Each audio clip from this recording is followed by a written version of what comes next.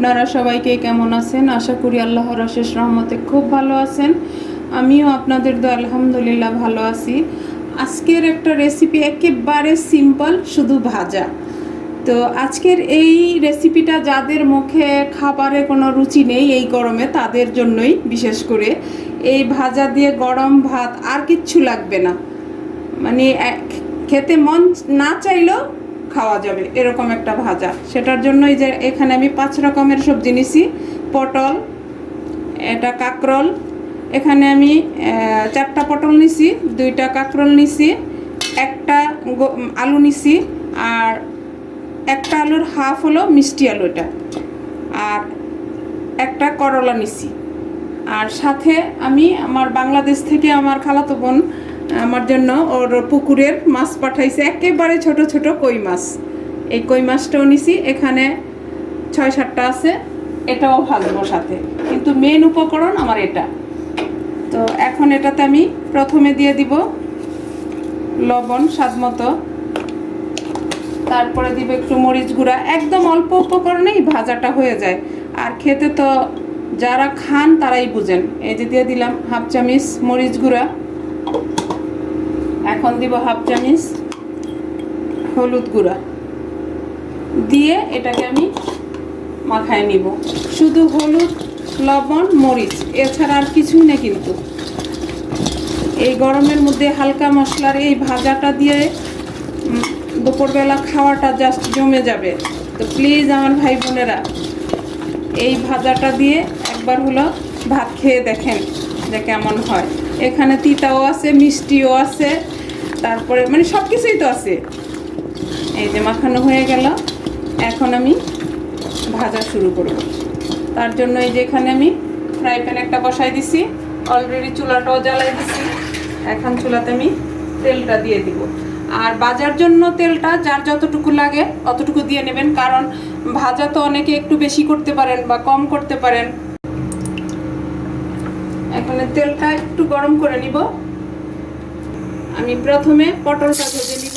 আর ভাজার সময় পটল হোক বা কাঁকরোল হোক, যার যখন যেটা একসাথেও ভাজতে পারবেন বা আলাদা আলাদা ভাজতে পারবেন, সেটার কোনো নিয়ম বা নেই। আর মাছের কথা বললাম, যদি কেউ চান এটার সাথে মাছ ভাজা খেতে পারেন, আর যদি না চান শুধু এই ভাজাগুলি দিয়েই কিন্তু খাওয়াটা কমপ্লিট হয়ে যাবে, কারণ এখানে 5 রকমের ভাজা আছে। তো প্লিজ আমার ভাই বোনেরা, এই ভাজা রেসিপিটা দিয়ে একবার ট্রাই করে দেখতে পারেন। আর প্রবাসে আমার যে ভাইয়েরা আছেন তাদের উদ্দেশ্যে বলি, একদম মানে সময় লাগবেই না। কাজ শেষে বাসায় এসে হাতের কাছে সবজি যা আছে ওগুলোকে একটু হলুদ মরিচ মাখায়া ভেজে গরম ভাতের সাথে খেয়ে নিতে পারবেন। প্লিজ আমার ভাই বোনেরা একবার হলো ট্রাই করেন। আর আমার নতুন রাঁধুনি যারা আছেন তাদেরকে বলি, একবার খেয়ে দেখেন। আর সবজিটাও খাওয়া হবে। আর এই গরমের মধ্যে মানে মুখে রুচি নেই, খেতে ইচ্ছে করতেছে না, তখন কিন্তু এই ভাজা দিয়ে খাবারটা অনায়াসে খেয়ে নেওয়া যায়। এই যে এখন আবার আমি পটলটাকে উল্টে দিব। 1 পিঠ হয়ে গেছে অলমোস্ট, এই যে দেখেন। আর এই ভাজাটা একেবারে সহজ, আর সময়ও কিন্তু কম। অল্প সময়ের মধ্যে মানে ভাতটা বসাই দিয়ে এদিকে আপনারা যদি ভেজে নেন, একদম গরম গরম খাওয়ার জন্য এটা খুবই টেস্টি একটা খাবার। এই যে দেখেন আমার প্রিয় ভাই বোনেরা, এই যে দেখেন পটল কিন্তু সিদ্ধ হয়ে গেছে এবং ভাজাও হয়ে গেছে।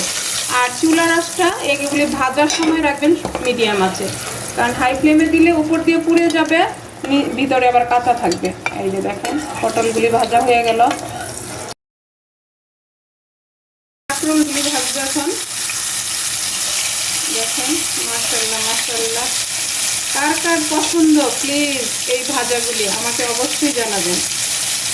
আমার কাঁকরোল যেহেতু কম, সেহেতু আমি এটার সাথে আমার আলুটা দিয়ে দিব। আর এই ভাজাগুলি যখনই করবেন তখন করলাটা একদম সবার শেষে ভাজবেন, কারণ যেহেতু এটা তিতা, তো তিতাকে তো একটু পিছনেই ফেলতে হয়, তাই না? এই যে এখন আমি আবার উল্টে দিব। এখানে যে সবজিগুলি আছে কাঁকরোল আর আলু, এই যে দেখেন অলমোস্ট এক পিস হয়ে গেছে, এখন আবার উল্টে পাল্টে দিব।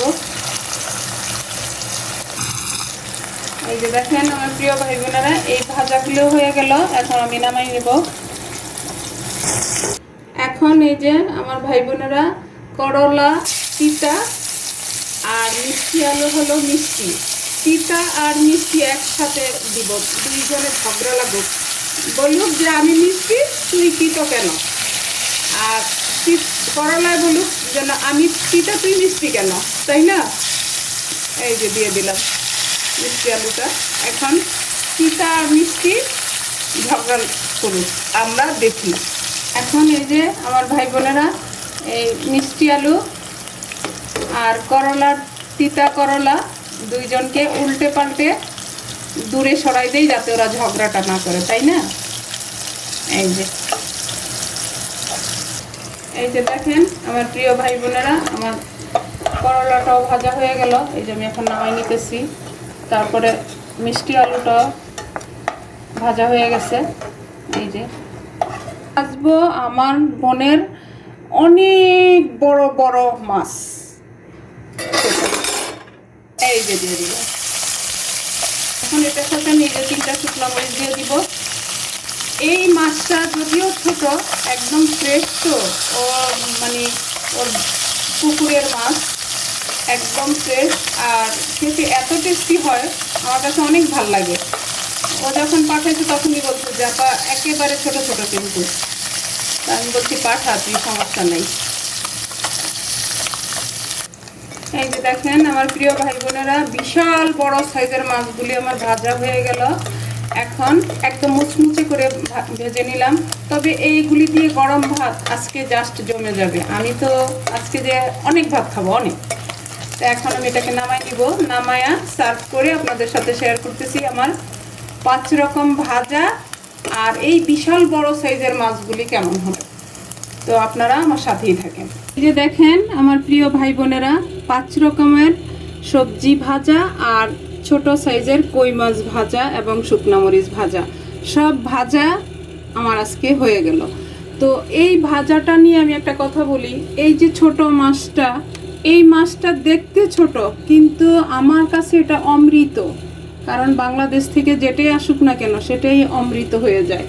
আর এটার মধ্যে অনেক ভালোবাসা, অনেক, সেটা আমি আপনাদেরকে বলে বোঝাতে পারবো না। আমার খালাতো বোনের অনেক ভালোবাসা। ও যখনই লোক পায় তখনই আমি যেই জিনিসগুলি পছন্দ করি ও আমার জন্য পাঠায়। তো যাই হোক, আজকে আপনাদের সাথে শেয়ার করলাম কথাগুলি, মনে কিছু নেবেন না। তো আজকের এই ভাজা দিয়ে তো গরম ভাতের সাথে জমেই যাবে, সেটা আপনি আমি যারা খাই তারা সবাই জানি। আর এই ভাজাগুলি আমি আপনাদের সাথে শেয়ার করি, এখানে আমি রেখে দিছি। দেখেন আলুটা, এই যে আলু কিন্তু একেবারে সিদ্ধ হয়ে গেছে। কাঁকরোল এই যে একেবারে সিদ্ধ হয়ে গেছে। পটল এই যে একেবারে সিদ্ধ হয়ে গেছে। এই ভাজাটা আমার রেসিপিটা ফলো করে যারা পছন্দ করেন করে খেতে পারেন, আশা করি ভালোই লাগবে, নিরাশ হবেন না। তো যাই হোক, আজকে আমার 5 রকমের ভাজা আর ছোট সাইজের কই মাছ ভাজা হয়ে গেল। ভাজার রেসিপিগুলা আমার কমপ্লিট হয়ে গেল। আজকে আমি আপনাদের কাছ থেকে বিদায় নিব, আবার নতুন কোনো রেসিপি নিয়ে আসবো। আল্লাহ হাফেজ।